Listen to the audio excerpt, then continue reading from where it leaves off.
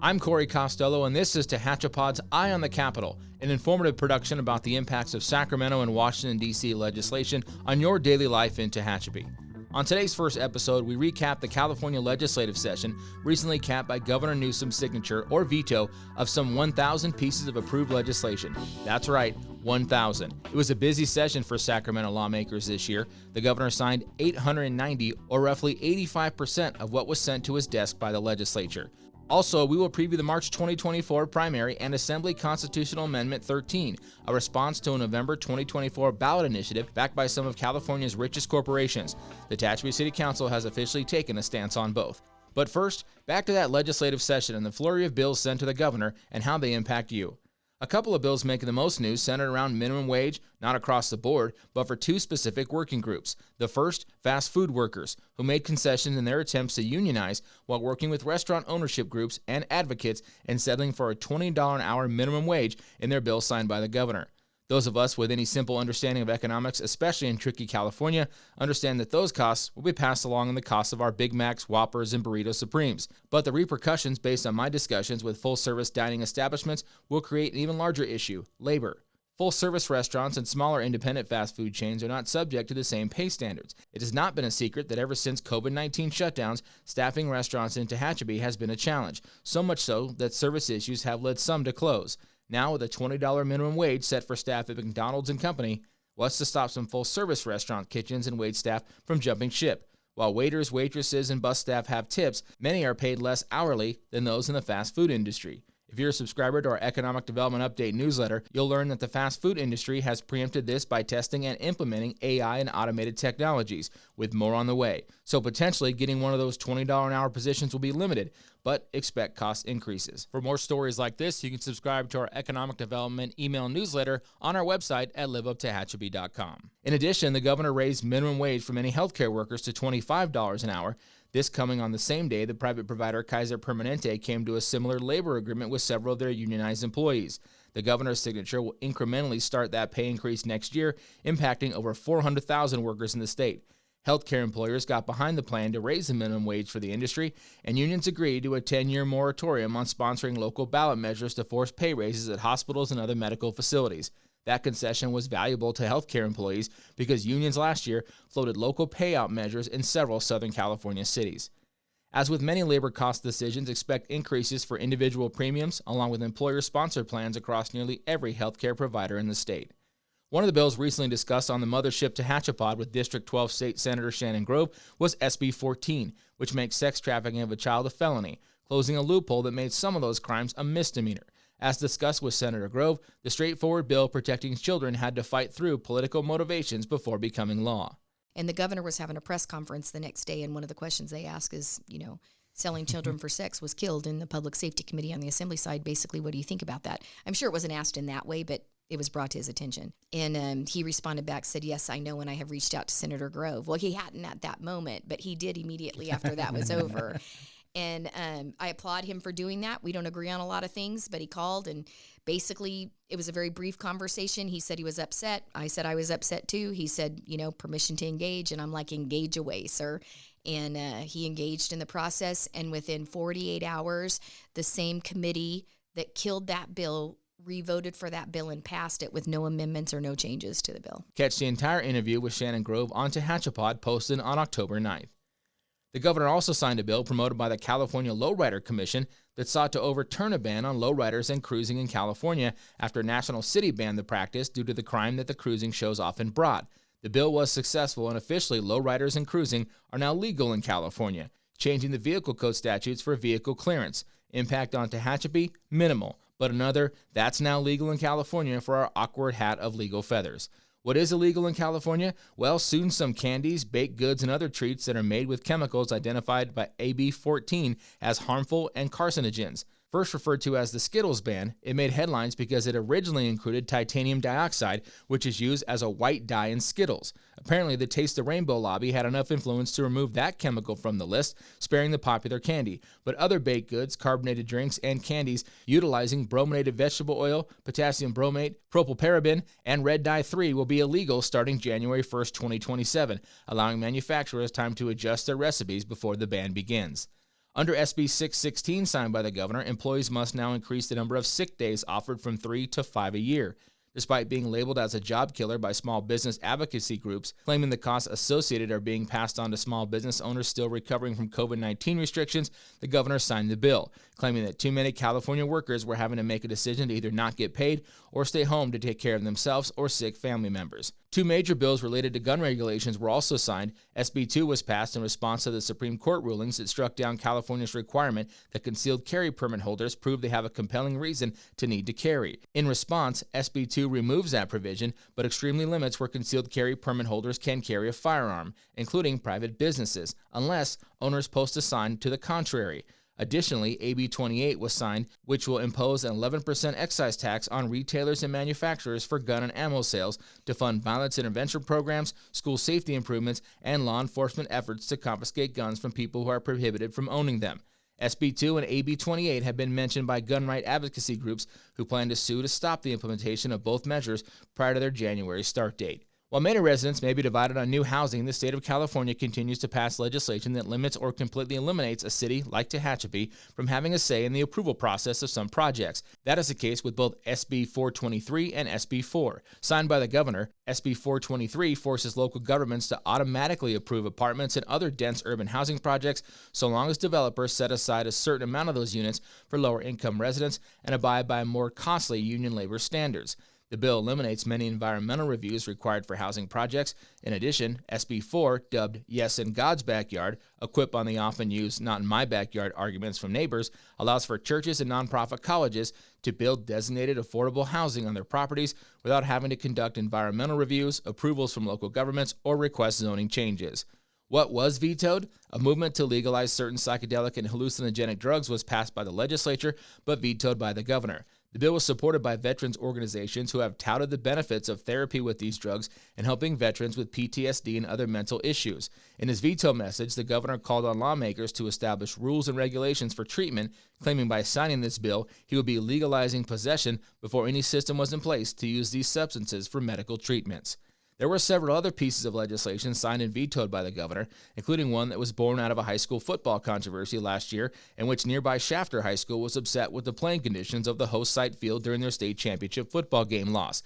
The bill was vetoed by the governor, who claims that the California Interscholastic Federation, or CIF, has already addressed this inequity and conveniently a week before the governor vetoed, released the host sites for all state bowl games, all of which are being held at community college facilities in Southern California with artificial turf surfaces. As the impact of all approved legislation comes to fruition locally and across the state, Eye on the Capitol will have more information and discussion about local impact.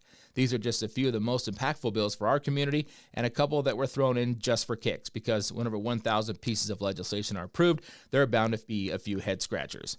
The California Assembly and Senate are adjourned until January 3rd, when the legislative session starts again, and this process continues, beginning with the state budget, in which the first draft must be submitted to the upper house of the legislature, the state Senate, by the governor on January 10th.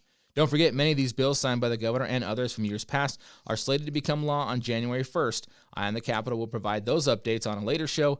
Many will have small business and business owner impact. Now on to some statewide election news. With the California primary election roughly 5 months away in March of 2024, one of the initiatives being proposed is an amendment to the California Constitution, which will increase the threshold for initiatives seeking to change the tax definitions from a majority vote to a two-thirds vote. This is a semi-complicated issue, so I'll try to explain it briefly. Currently, any general tax being proposed, like the City of Tehachapi's Measure S last November or the County of Kern's Measure K, required a simple majority vote since the revenue was nonspecific and allocated to a jurisdiction's general fund. If a measure is proposed for a specific purchase, such as a school bond, that threshold increases, sometimes two-thirds of voters in the election for approval. One caveat is a community organization can gather signatures and pay costs for a community-led measure for a specific purpose, and that only requires a majority vote. Let's say, for example, a local pickleball organization wants to build a pickleball palace in Tehachapi, and they gather enough signatures and the cost to place the measure on the ballot. It would only require a majority vote. Well, that was derailed earlier this year when the California Business Roundtable, an organization made up of some of California's wealthiest corporations, were able to gather enough support for the Taxpayer Protection and Government Accountability Act, which has many benefits for corporate developers under the guise of taxpayer protection. It seeks to redefine many fees charged by local governments to taxes, which would then need a two-thirds majority to be implemented, a daunting task. It also eliminates the ability of groups like the fictional pickleball advocates we spoke about from getting a simple majority for a community-led initiative.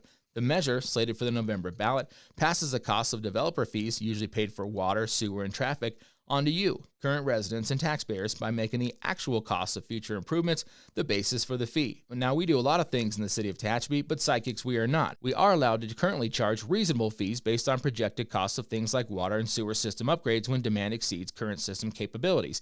This measure would drastically reduce the fees, forcing jurisdictions to subsidize development by raising service fees onto you, the current ratepayer. Doesn't sound like much taxpayer protection. So little so that the Tehachapi City Council signed on as an opposition to this measure. Here are some of the comments from the City Council's discussion of the matter in April of this year. I'm outraged. I could use stronger terms, but I'm not supposed to when I'm sitting in public. I've watched the state through a lifetime of doing this. When I was in education, the California residents approved the lottery. 2 days later, there were 3 bills in the legislature to try and stop that money from going into the lottery for schools. I mean, no matter what we do, there's always someone who wants to oppose it. And there is no local control. There hasn't been local control in decades in this state, because every time we get something, the state giveth and the state slaps us. And it's just ridiculous. And the reason that we have to go for local taxes is because the state approves laws, but they don't give us any money whatsoever to pay for these mandates. We have no choice but to implement the mandate, but they never give us any money. And this is just like over the top. I think if this passes, I'm going to go buy a U-Haul business and rent it to all the people who are leaving California 2 days later. It's awful. I went through the business roundtable. There were 18 businesses that I have used in my lifetime. And I thought, okay, we can play ball. We just won't support these. We'll boycott. Sales like Albertsons, they have the highest prices for groceries. And I very seldom go there, and I will continue to do that. This is funded by a group of large corporations that don't want to pay their fair share, don't want to pay the fees. They said, we don't like the fees, so let's just make it so that these cities cannot charge a fee.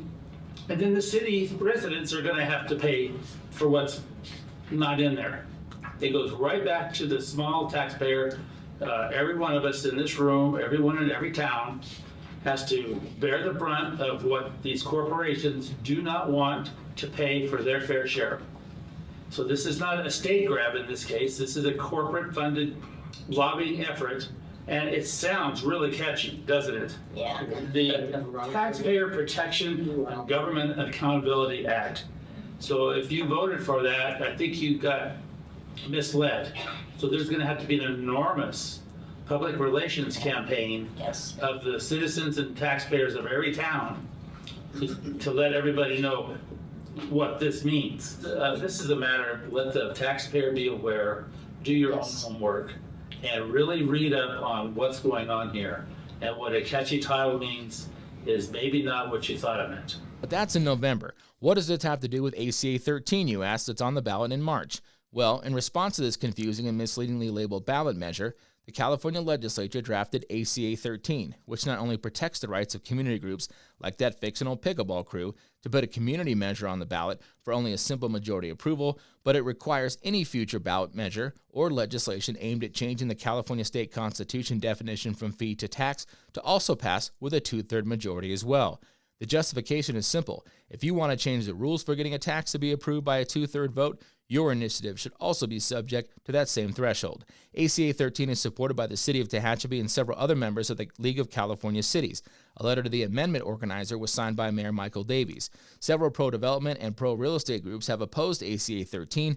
Apparently, leveling the playing field is not popular among those willing to pass on their development impact costs to you, the taxpayer. If passed, ACA 13 will increase the threshold in the November ballot for the Taxpayer Protection and Government Accountability Act to 2/3, should the organizers choose to keep it on the November ballot. They have until June, just after the March primary results are certified, to make their decision. Unfortunately, the organizers of both initiatives claim the other is attempting to attack California's Proposition 13, which limits property tax increases. Both sides are misguiding at this point and weaponizing Prop 13, which in actuality is not impacted by either ballot measure. Speaking of ballots, the governor also signed AB 969 that bans the hand counting of ballots except in certain special and small elections. The bill requires election officials to use certified voting machines and prohibits them from ending a contract with one system without having another already in place. This was done in response to Shasta County, who in January of this year voted to end their contract with Dominion Voting Systems and count all ballots by hand. This bill prevents that from going into effect while claiming that hand counting is less accurate than machine counting. Closely contested races would be allowed a hand recount, however, under the legislation. Shasta County claims it will file a lawsuit to stop the recently signed bill. Eye on the Capitol's goal is to continually monitor these and other initiatives being pushed in Sacramento and nationwide and provide a brief indication to the impact of your daily life and help you understand the constant battle here in the city of Tehachapi to mitigate that impact and protect our quality of life.